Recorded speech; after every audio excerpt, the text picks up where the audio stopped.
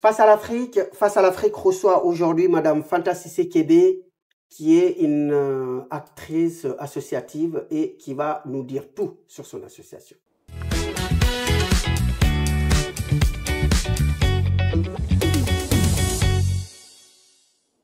Madame, Monsieur, bonjour. Vous êtes sur Afrique 1 dans l'émission Face à l'Afrique.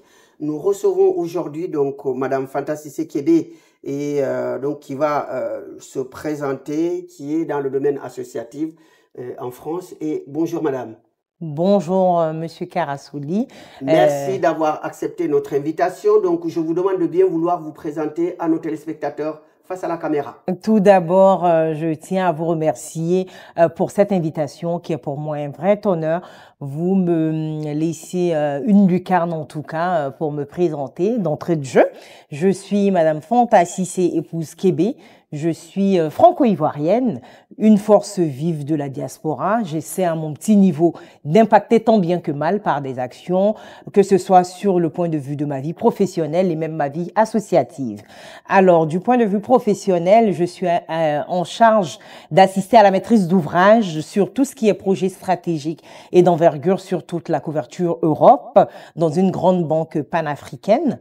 J'ai également aussi eu le privilège d'être la trésorière d'Ivoire Business Club, notre association, où nous avons en tête de file le président qui est lui-même responsable communication d'un grand groupe français.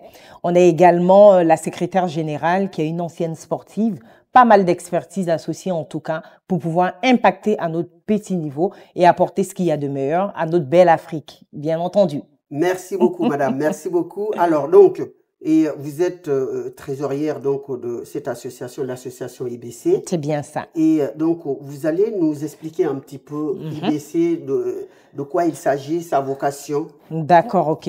Alors la vocation d'IBC, c'est être facilitateur de toute entreprise ou toute structure qui souhaiterait, par exemple, s'implanter en Côte d'Ivoire. Je parle de la Côte d'Ivoire parce que, bon, la charité bien ordonnée commence par soi-même. Oui. Étant originaire de là-bas, mais on se limite pas qu'à la Côte d'Ivoire. C'est l'Afrique. C'est vraiment le rayonnement de l'Afrique qu'on met en avant.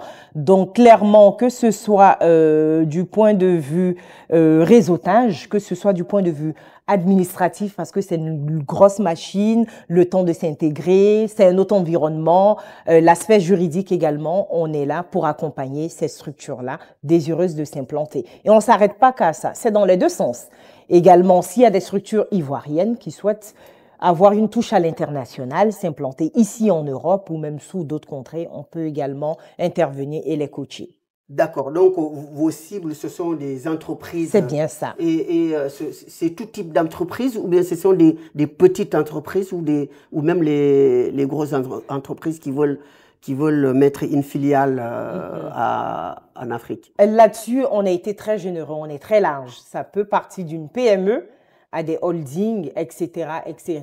Parce que, heureusement pour nous, par nos différentes expériences, on a pu passer par ces différents sillages-là, notamment des PME et des grands groupes de part et d'autre pour chacun d'entre nous. D'accord. Donc, à quel moment vous avez eu cette belle idée de mettre en place cette structure IBC? Alors, c'est parti du président qui est un visionnaire, qui est aussi, comme moi, un afro-optimiste, où on se dit qu'on est bien intégré ici, mais on n'oublie pas là-bas.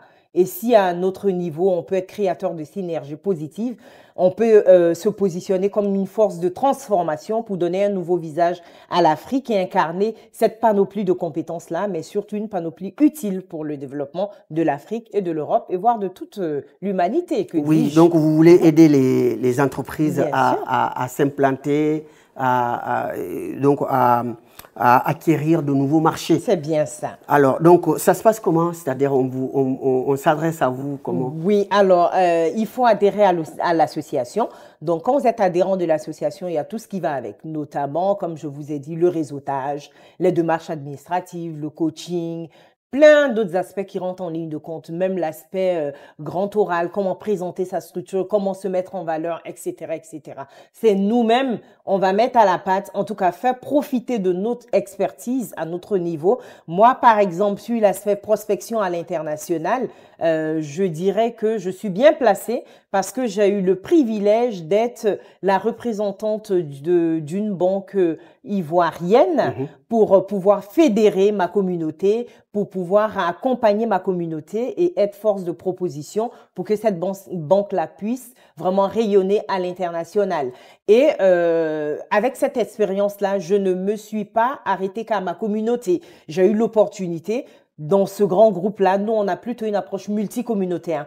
On a pu, ça a été pour moi l'occasion aussi d'approcher la communauté sénégalaise, la communauté marocaine, la communauté malienne, la communauté tunisienne, d'où aujourd'hui mon expertise avérée sur tout ce qui est question d'immigrant banking sur le pôle Afrique subsaharienne et Afrique maghrébine. D'accord. Donc, vous l'avez créé quand, à peu près? Le Ivoire Business Club, ça fait une année qu'on a créé la structure, on est en marche, pourquoi pas vous-même? Pour le moment, les particuliers, c'est pas notre cible, mais on se dit, il faut un point de départ. Ce point de départ-là, on est en tout cas bien positionné là-dessus et on est prêt à s'ouvrir à d'autres horizons. Donc ce sont des cadres qui l'ont mis en place. Tout à fait. Donc, mais exclusivement ivoiriens. Bon, la question là, comme je le dis, je suis pas fermée pour le moment.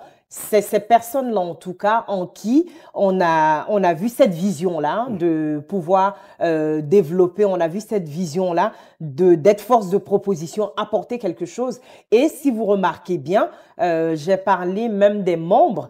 On a écrémé ces faits et sciences. C'est pas pour exclure, mais on se dit là où il y a de l'expertise, là où il y a de la maîtrise du sujet, on est plus à même d'apporter, on est plus à même d'impacter. Oui. Alors, donc, le siège se trouve en France. C'est bien ça. Mais n'empêche que vous pouvez donc travailler avec tous les pays. Ah oui, bien sûr, bien entendu. Alors, donc, fort de ce constat, donc, Madame Cissé Kébé, vous avez aussi reçu un prix. Donc, le prix de l'excellence du GPF, donc le groupement du patronat français.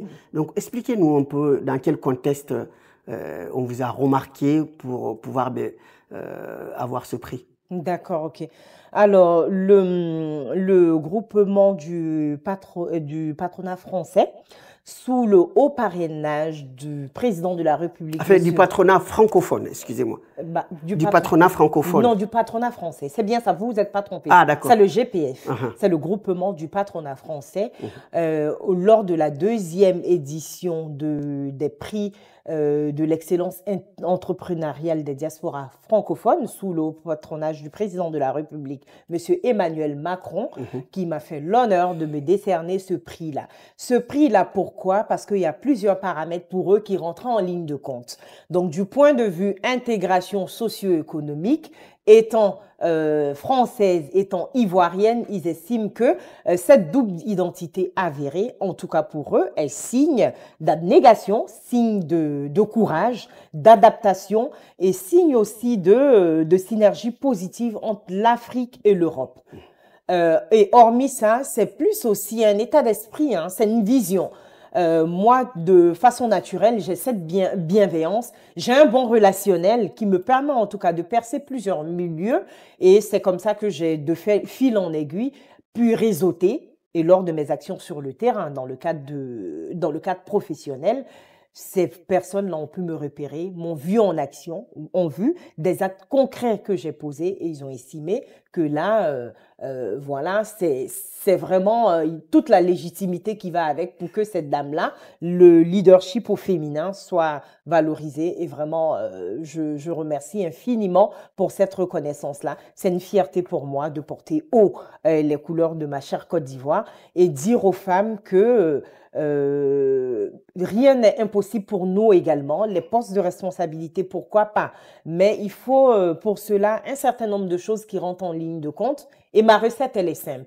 Il faut travailler. Il faut prendre la vie avec beaucoup d'humilité. Il faut se former. Parlant de moi-même, j'ai un parcours universitaire, grande école, etc., etc. Et par ce parcours-là, j'ai pu avoir des diplômes universitaires, des diplômes de grande école, mais ma soif d'apprendre, je suis avide d'apprendre. J'ai récemment intégré HEC Paris dans le cadre d'un programme exécutif business où j'ai même obtenu mon premier certificat de maîtrise des fondamentaux de la finance. Et sur l'aspect professionnel, je n'arrête pas d'apprendre. Je n'arrête pas d'apprendre.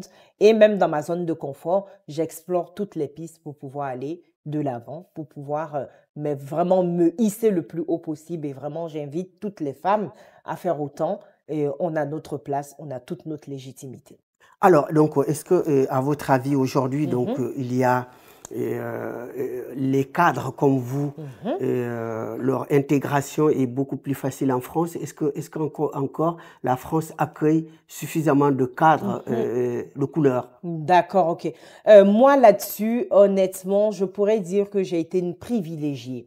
La France m'a ouvert beaucoup de portes, mais je pense aussi, comme on dit, j'étais digne de ces ouvertures-là, dans la mesure où mon ouverture d'esprit, mon professionnalisme, et moi-même étant quelqu'un de très déterminé, en tout cas, j'ai travaillé dur pour être là.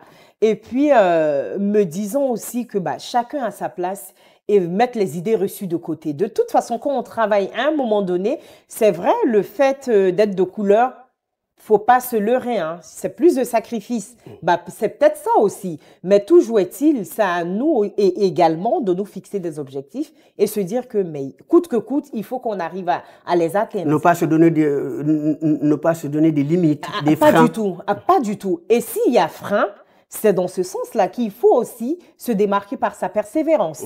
Il faut que, enfin, il faut que rien ne nous arrête. Comme on dit, manger la niaque, il n'y a rien qui m'arrête. Et quand c'est difficile, tout ce qui va être comme limite, au contraire, je m'arrange même à voir comment est-ce que cela peut être une opportunité pour m'ouvrir d'autres portes. Donc, en tant que femme et Une noire, noire. donc, quel conseil vous pouvez dans ce cas donner aux petites filles aussi qui veulent vous ressembler? Je leur dis de rêver grand. À l'impossible, nul n'est tenu. Je leur dis d'avoir confiance en elles. Je leur dis aussi de ne pas dormir sur leur laurier. Je leur dis aussi que rien n'est acquis et rien n'est statique. Je vous l'ai dit moi-même, je n'arrête pas de me former. Sinon, pour autant, il y en a qui me disent, mais vous êtes assez diplômé, vous êtes assez, comment on appelle, écrémé. Mais pour moi, j'estime par mon humilité, j'estime que ce n'est pas assez et que chacun à son niveau devrait viser plus haut. Et ainsi, pour s'améliorer non seulement chacun à son niveau, mais pour un monde meilleur. Pourquoi pas? Eh bien, donc, vous êtes aussi maman, hein. Oui, c'est ça. Et surtout, vous êtes accompagnée par votre fils qui est en C'est ça. coulisses, qui est très admiratif. C'est ça. Et quel conseil vous donnez aussi aux autres mamans? Alors, je dis aux autres mamans, c'est vrai pour moi, la diversité culturelle, Surtout les mamans issues de l'immigration, hein, je veux dire. Bien sûr, si, j'allais en venir. Pour moi, je dis à ces mamans-là et sur cette antenne à tout le monde, la diversité culturelle est une vraie richesse. Le fait qu'on soit noir, au contraire, ça doit nous permettre d'en être fiers et faire véhiculer et valoriser, nous, à notre niveau, notre culture. Et ça, je l'inculque à mes enfants, notamment les notions de respect. Ici, on est en Europe, c'est notre vision des choses où les enfants ont leur place. Ils peuvent s'exprimer, mais je le fais dans la mesure. Je leur dis, c'est vrai, on peut se parler, mais je souhaiterais que vraiment on garde à l'esprit qu'on est africain. Il faut respecter les aînés, il faut prendre l'avis des uns et des autres. Il faut aussi avoir cet esprit de solidarité, parce que à l'européenne, c'est un peu ça, un peu l'individualisme, il faut dire les mots, mais vraiment, j'essaie de faire de telle sorte que cette touche ou cette culture africaine qui est en moi, que mes enfants puissent non seulement s'en imprégner et être aussi des ambassadeurs de cette culture africaine auprès de mes petits-enfants, ainsi de suite, ainsi de suite. Donc ça, c'est un message pour les mamans. Et si vous devez adresser un message pour les jeunes eux-mêmes? Les jeunes eux-mêmes, battez-vous, travaillez dur, ne vous fixez aucune limite. À l'impossible, nul n'est tenu. Tout est possible pour chacun de nous, bah, sauf qu'il faut faire vraiment preuve d'abnégation, de courage, de persévérance. Il y a des gens aussi qui, souvent des hauts cadres, hein, qui décident de retourner au pays pour donner un coup de main au pays. Si aujourd'hui, l'État ivoirien a besoin de Mme Fanta Cissé Kébé, qu'est-ce que vous leur répondrez? Est-ce que vous serez prête à aider l'État ivoirien? Ce serait ma façon de me rendre utile pour ma nation, pour me rendre utile pour l'Afrique et même pour l'humanité. Ce sera avec grand plaisir et honneur que je retournerai en Côte d'Ivoire si l'opportunité se présente à moi. Bien sûr. Alors, donc, maintenant, je vais vous laisser le mot de la fin face à la caméra pour dire maintenant à nos téléspectateurs ce que vous leur donnez comme conseil et également ce que vous souhaitez faire passer comme message. D'accord, ok. Alors, chère diaspora, retenez que vous apportez beaucoup à l'Afrique. Vous restez créateur, au-delà de l'aspect pécuniaire, vous restez créateur d'espoir, vous restez créateur de développement et vraiment qu'on ne reste pas sur notre faim et qu'on ait une vision pour que cette Afrique-là soit impactée de nos expériences, pour que cette Afrique-là profite vraiment et réellement de ce qu'on a appris ici et pour qu'enfin l'Afrique soit sur le peloton de tête, comme tous les grands continents aujourd'hui, l'Europe, notamment l'Europe où on vit, qu'on puisse vraiment calquer l'Afrique. Le chemin est long, mais c'est possible. Moi, je pense que c'est possible. Est-ce que vous croyez qu'on est suffisamment unis ici en Europe en tant que diaspora, la diaspora africaine en l'occurrence? Je ne dirais pas qu'on est suffisamment unis, je dirais plutôt on doit s'unir. C'est vrai. La question ne devrait même pas se poser. Il faut qu'on s'unisse. C'est ce que je peux dire. Eh bien voilà, vous avez entendu le message de Madame Fanta Cissé Kébé qui est passée sur notre plateau, donc d'origine franco-ivoirienne. Eh ben, donc je vous remercie d'être venue, Madame Cissé, d'avoir fait passer ce puissant message auprès de la diaspora africaine en France. Eh bien, je vous remercie d'avoir suivi cette émission et je remercie donc la régie, Monsieur Faisal Sidiki et le PDG également, Monsieur Hamza Taj. Et je remercie nos téléspectateurs. Je vous donne rendez-vous à très bientôt sur Afrique 1 dans l'émission Face à l'Afrique.